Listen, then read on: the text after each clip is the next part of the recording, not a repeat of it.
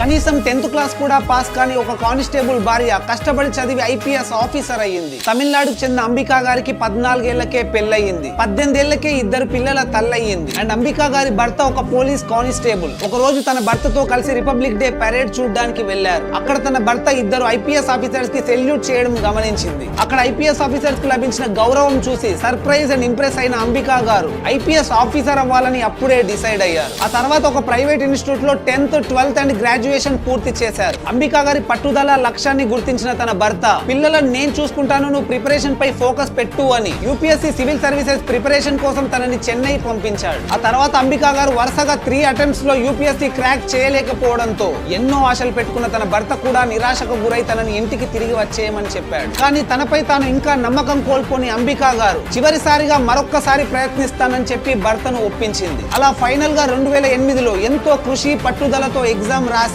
తన 4th attempt లో UPSC crack చేసి ఐపీఎస్ ఆఫీసర్ అయ్యింది. ఇలాంటి సక్సెస్ స్టోరీస్ వినడానికి చూడడానికి చాలా బాగుంటాయి, కానీ ఇవి జరగాలంటే నీ వెనక నేనున్నా అని గట్టిగా నిలబడే వ్యక్తులు చాలా చాలా అవసరం.